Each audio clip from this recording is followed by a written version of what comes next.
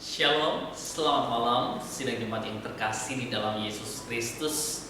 Di malam hari ini kita bertemu lagi di dalam persekutuan ibadah rumah tangga, di mana kita bersama-sama semakin menguatkan satu dengan yang lainnya.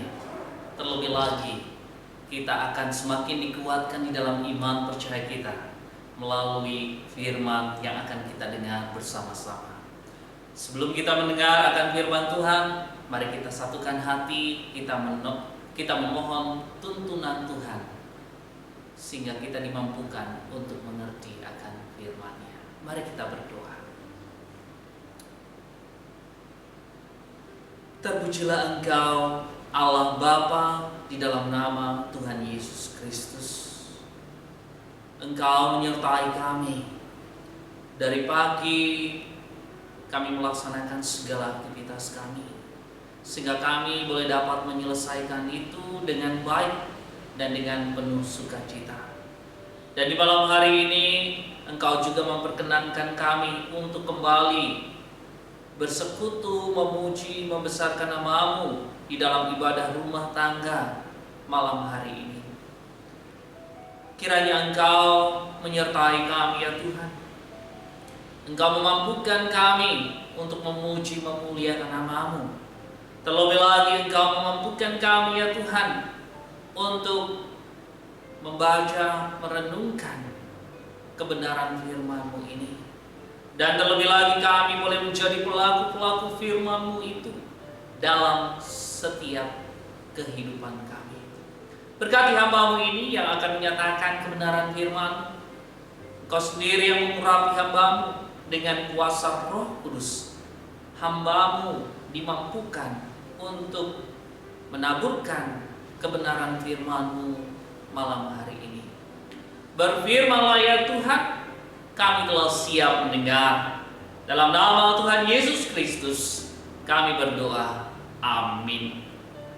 Bapak Ibu, saudara-saudari yang terkasih dalam Yesus Kristus, perenungan firman Tuhan di malam hari ini terambil di dalam kitab Imamat pasal 19 ayat 1 sampai 3, dilanjutkan ayat 13 sampai dengan 18. Yang begini bunyi firman Tuhan. Kudusnya hidup. Tuhan berfirman kepada Musa, berbicaralah kepada segenap jemaah Israel dan katakan kepada mereka, kuduslah kamu, sebab Aku Tuhan Allahmu kudus.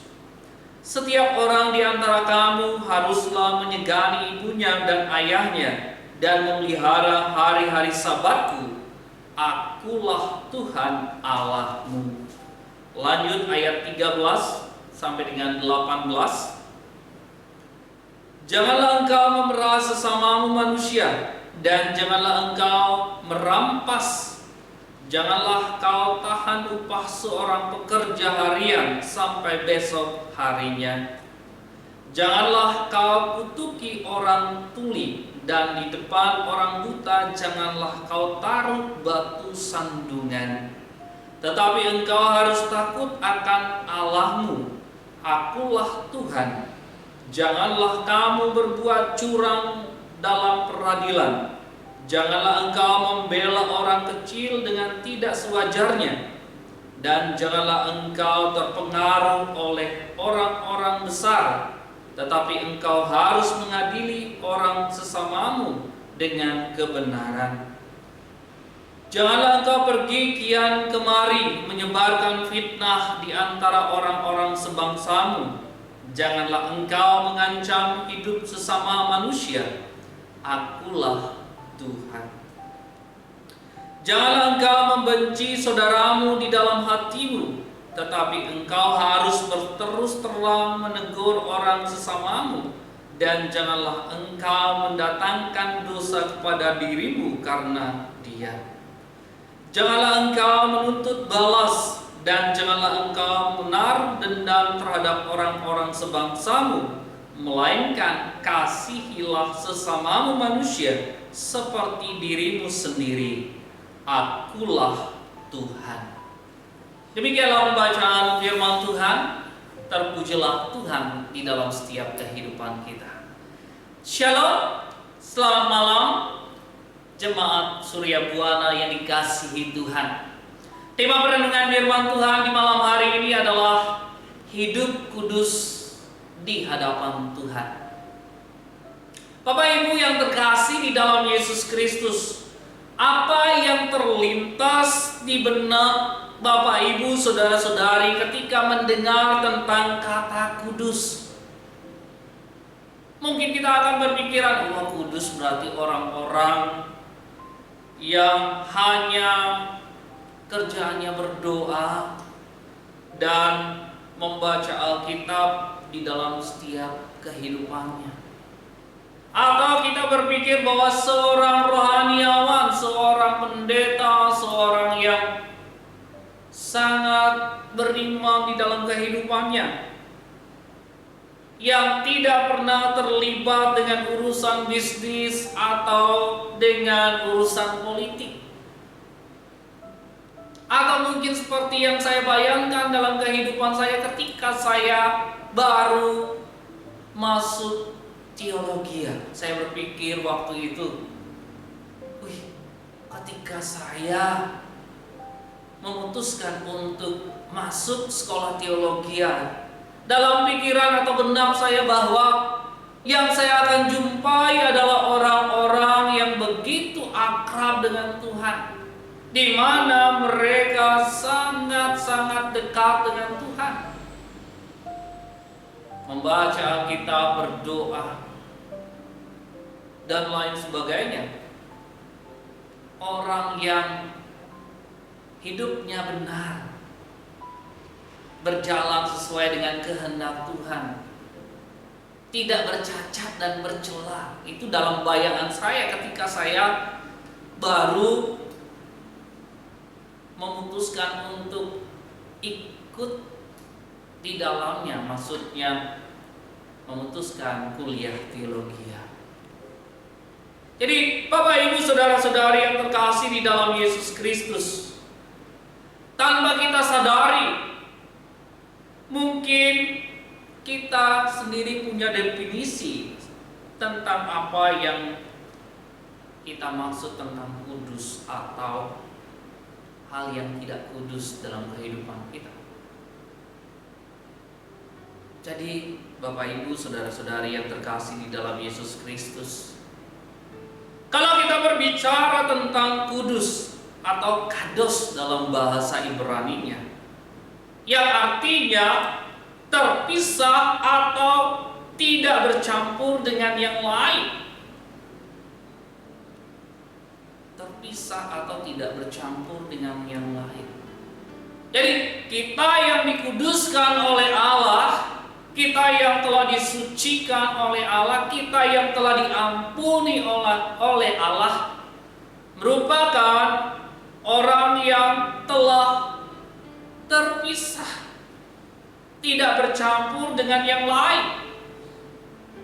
Kalau kita memperhatikan dalam bacaan kita di malam hari ini, kalau kita melihat dalam satu perikop Bapak Ibu saudara-saudari, di mana perikop ini merupakan bagian dari hukum kesucian. Hukum kesucian berisi tentang perintah-perintah Tuhan kepada umat Israel untuk menjaga kesucian dalam kehidupan sehari-hari mereka. Dan kalau kita melihat, ada ayat kunci di sini pada ayatnya yang kedua. Dikatakan, kuduslah kamu sebab aku Tuhan Allahmu kudus.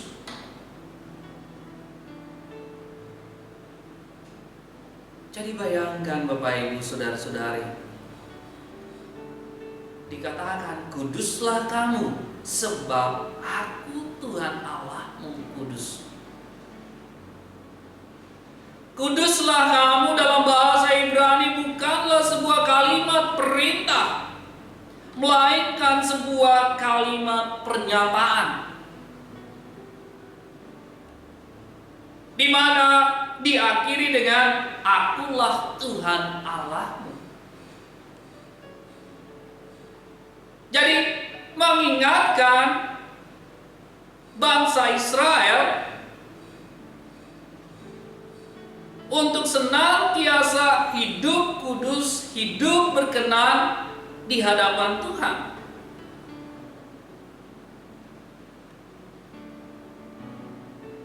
Kalau kita bisa tafsirkan sederhananya seperti demikian. Tuhan Allah, umat Israel itu kudus. Oleh karena itu, sebab Dia adalah Allah yang kudus, maka umatnya akan menjadi kudus. Atau lebih sederhana lagi, umat disertai oleh Tuhan untuk berproses menjadi kudus. Jadi dalam proses itu bukan dengan kekuatan kita, bukan kemampuan kita, bukan dengan kepintaran atau kepandaian kita, kita bisa hidup kudus di hadapan Tuhan. Kita bisa mengusahakan hidup kudus di hadapan Tuhan. Kalau dengan kekuatan dan lain sebagainya yang kita miliki dalam kehidupan kita, kita tidak akan mampu untuk bisa hidup kudus di hadapan Tuhan. Kita tidak akan bisa seperti yang dikatakan dari bahasa aslinya, kados, terpisah, tidak bercampur dengan yang lain. Kita tidak akan mampu untuk melakukan hal itu.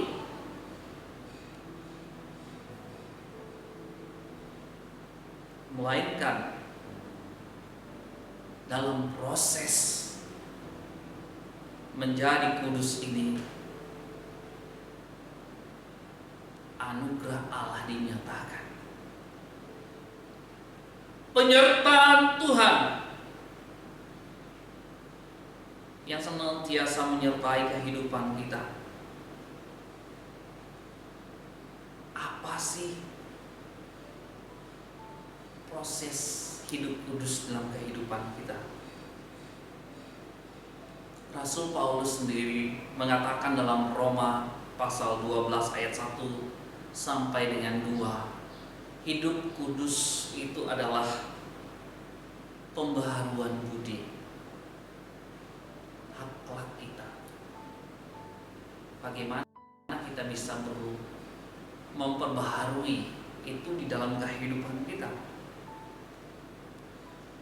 Jadi jemaat atau umat harus mau diproses menjadi kudus dalam segala aspek kehidupan.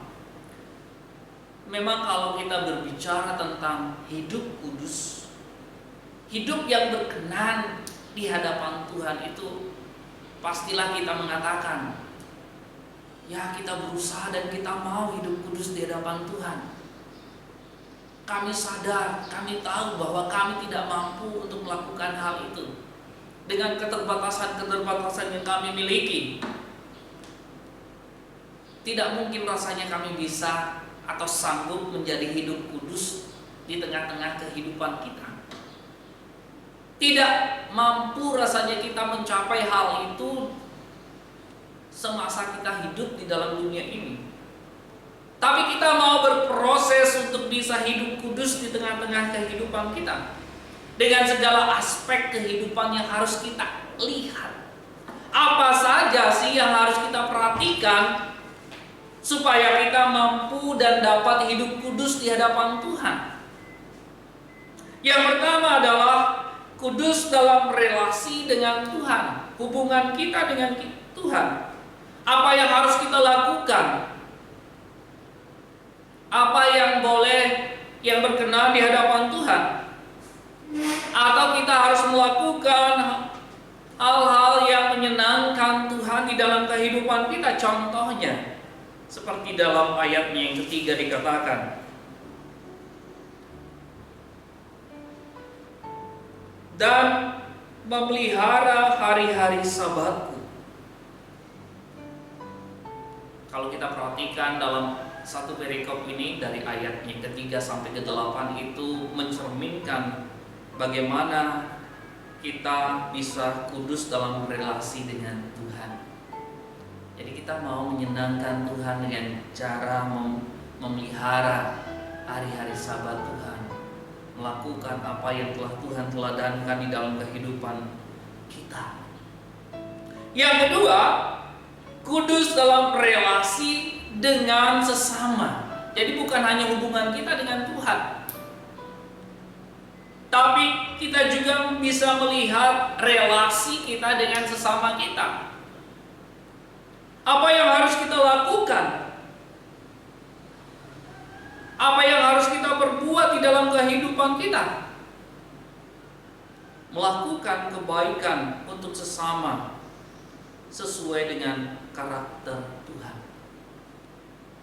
Kerjakan apa yang kita bisa kerjakan.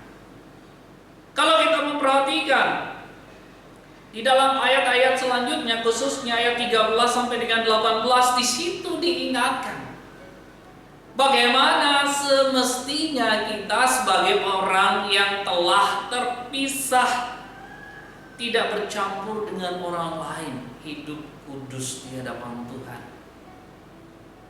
Apa yang mesti kita perbuat, Bapak Ibu? Dikatakan di sini, janganlah engkau memeras sesamamu manusia. Pernahkah di antara kita memeras sesama kita?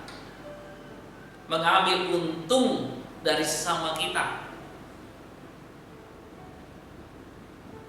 Yang kedua, janganlah engkau merampas. Jangan sekali-sekali kita merampas apa yang menjadi hak orang lain, dan oleh karena kita mengingini hal itu di dalam kehidupan kita, jangan pernah kita merampas. Janganlah kau tahan upah seseorang pekerja.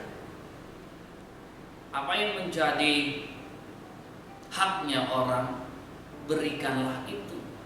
Jangan ditahan. Jangan ditunda-tunda. Apa yang sudah dikerjakan, berikanlah haknya. Janganlah kau kutuki orang tuli. Biasanya ini kalau ada orang tuli karena tidak bisa mendengar dengan jelas, atau sama sekali tidak bisa mendengar dengan jelas, dengan seenak hatinya kita ngomongin orang itu, dengan seenak hatinya kita memaki orang itu atau mengutuki orang itu. Janganlah kau taruh batu sandungan di depan orang buta. Namanya orang buta, Bapak Ibu, dia tidak bisa melihat apa yang ada di sekitarnya. Jangan kita menaruh batu di depan ketika orang buta itu berjalan, sehingga ia tersandung dan terjatuh. Janganlah berbuat curang dalam peradilan.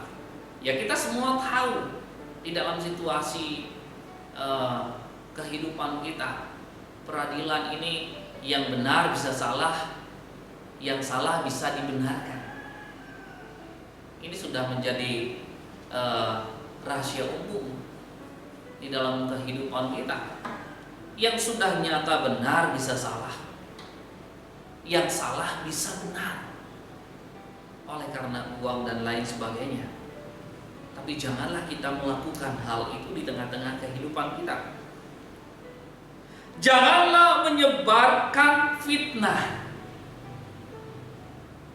Fitnah itu terjadi di dalam kehidupan kita karena dari sesuatu hal yang kecil. Biasanya kita 1-2 orang berkumpul ngomong atau menggosip, dan apa yang disampaikan oleh satu orang itu akan dibumbui oleh orang lain. Kalau bahasa kerennya gosip, digosok-gosok semakin sip. Jadi apa yang dibicarakan oleh satu orang itu didengar oleh orang lain dan disampaikan lagi ke orang lain, yang mungkin belum tentu kebenarannya, belum bisa dibuktikan kebenarannya. Jadi janganlah kita menimbulkan fitnah atau menyebarkan fitnah. Terlebih lagi dalam situasi baik itu di dalam dunia pekerjaan dan lain sebagainya. Fitnah ini seringkali menjadi hal yang bukan lagi tabu untuk dilakukan. Karena kita ingin mengejar karir, kedudukan dan lain sebagainya, sehingga kita menebar fitnah bagi orang lain. Janganlah kita menabur atau menebarkan fitnah kepada sesama kita, atau memberikan fitnah kepada orang-orang terdekat kita. Yang selanjutnya, janganlah engkau mengancam hidup sesamamu. Lidah juga membawa sebuah dampak yang tidak bagus. Dengan lidah kita berucap, menyampaikan fitnah atau menyebarkan fitnah, dan juga dapat mengancam hidup sesama kita. Ancaman dengan perkataan dan dalam tindakan. Yang selanjutnya, janganlah membenci saudaramu. Ini yang mungkin sering terjadi di dalam kehidupan kita. Kebencian itu terpendam di dalam kehidupan kita. Karena ada saudara-saudari kita yang mungkin melakukan kesalahan kepada kita. Kita memendam kesalahan itu sehingga menimbulkan sebuah kebencian di dalam hati dan pikiran kita. Sehingga ketika melihat orang itu, aduh, aku tidak mau lihat orang itu, aku tidak mau bertemu dengan orang itu.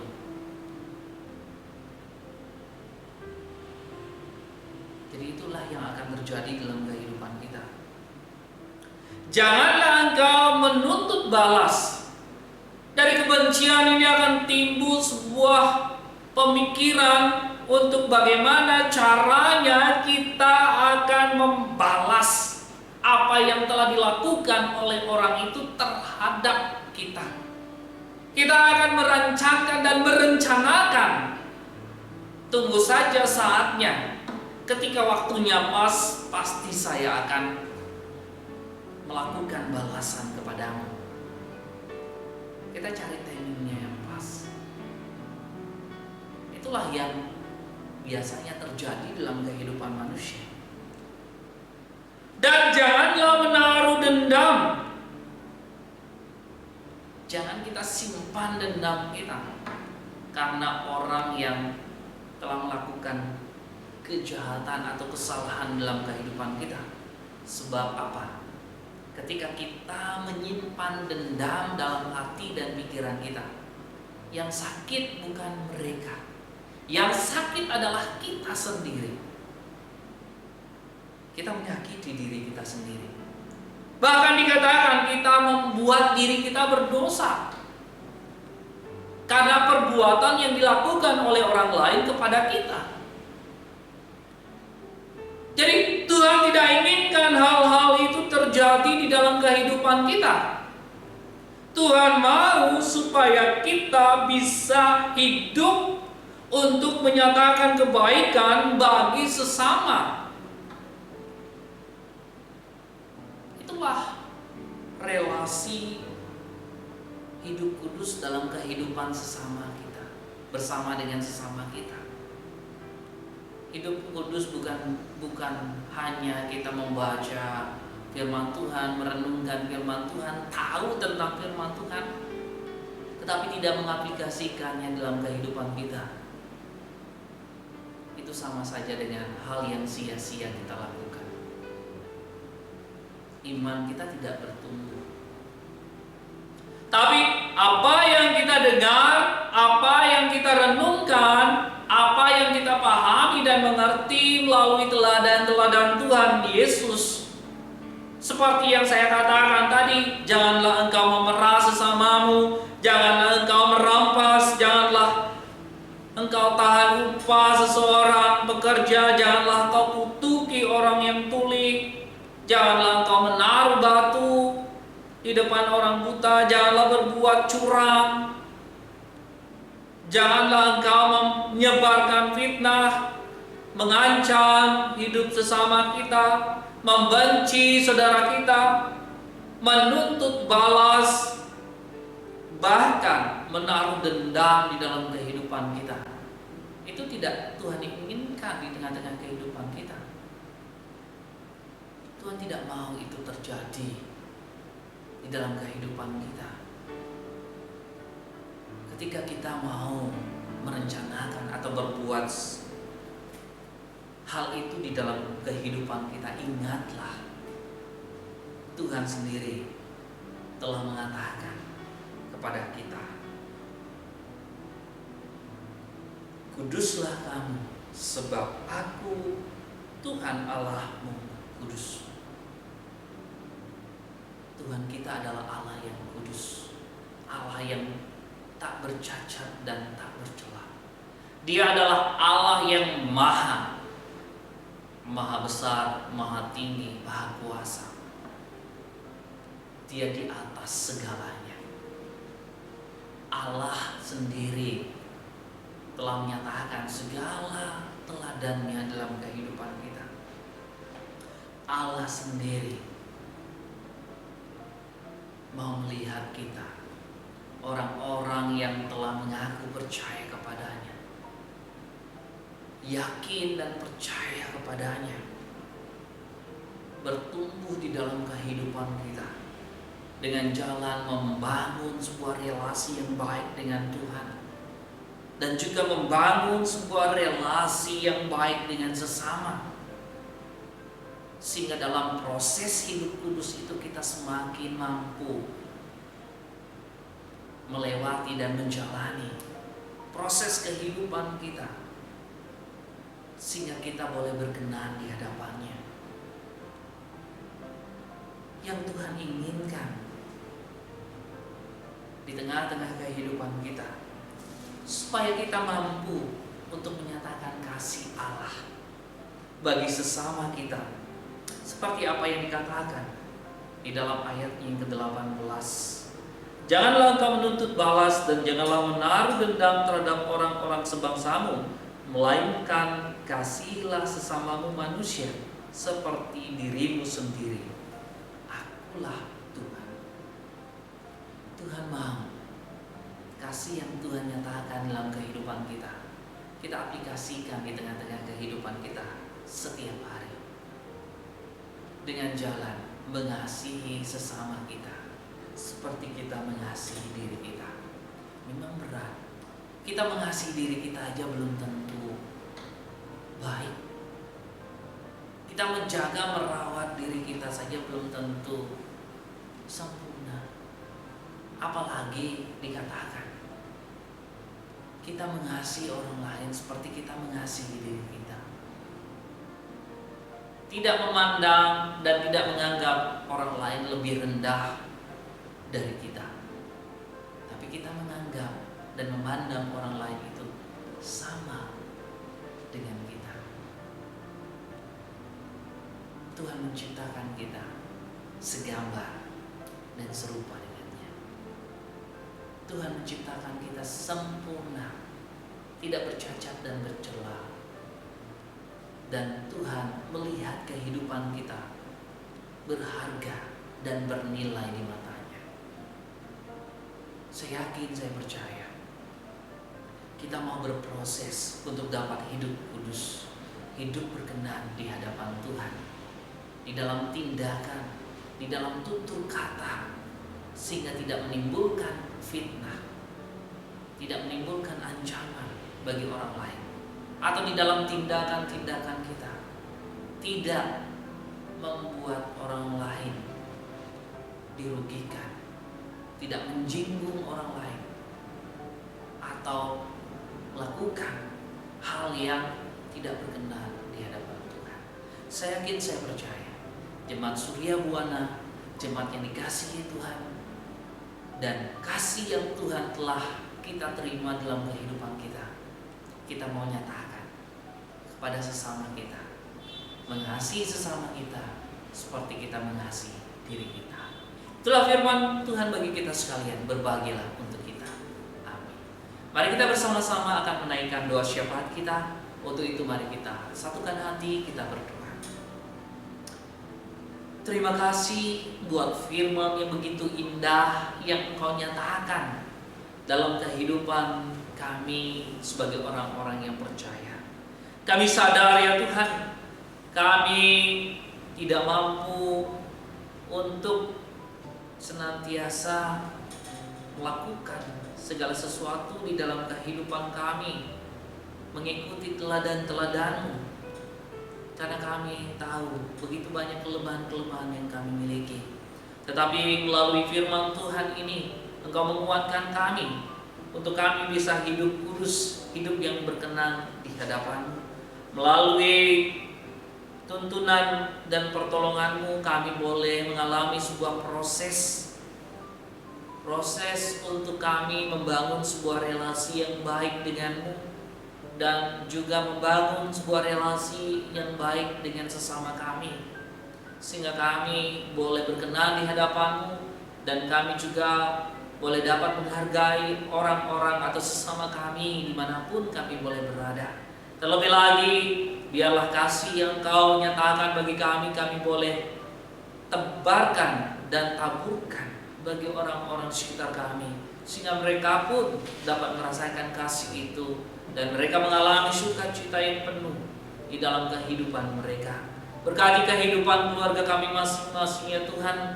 Kami yakin tak ada satupun yang terlupa yang Engkau nyatakan dalam kehidupan kami. Engkau mengasihi kami, Engkau mencukupkan segala kebutuhan hidup kami. Engkau juga memberkati segala usaha dan pekerjaan kami. Di dalamnya kami boleh menaikkan syukur, bersukacita di dalam kehidupan kami, karena Engkau begitu baik, teramat baik. Ya Tuhan Allah Bapa kami juga berdoa buat saudara-saudara kami yang mengalami kelemahan tubuh, yang menderita sakit penyakit. Kami berdoa ya Tuhan buat Ibu Yudit, Ibu Made Santri, buat Ibu Ririn, buat Pak Jatmiko, Bapak Made Sukoyase, dan saudara-saudari kami yang mengalami kelemahan tubuh, menderita sakit penyakit. Kami mohon kiranya Engkau turun dalam kehidupan mereka. Engkau nyatakan kuasa-Mu ya Tuhan, jamah segala sakit penyakit yang mereka rasakan dan alami. Kami yakin tak ada yang mustahil di dalam-Mu. Engkau sendiri yang akan menyatakan kuasa-Mu dengan jalan memberikan pemulihan, kesembuhan yang sempurna di dalam kehidupan mereka. Berkati sarana medis, berkati obat-obatan yang mereka pakai. Kami yakin semua itu boleh menjadi alat dan sarana yang baik. Ya Tuhan Allah Bapa kami juga berdoa buat para warga senior di jemaat Surya Buana. Engkau menyertai mereka di tengah-tengah lanjut usia mereka ya Tuhan. Engkau tetap memberikan mereka sukacita yang penuh. Engkau memberikan kesehatan sehingga mereka boleh dapat menjalani kehidupan mereka di mana mereka menikmati, merasakan hadirat-Mu, dan terlebih lagi mereka yakin dan percaya Engkau menyertai kehidupan mereka dengan tiada berkekurangan ya Tuhan.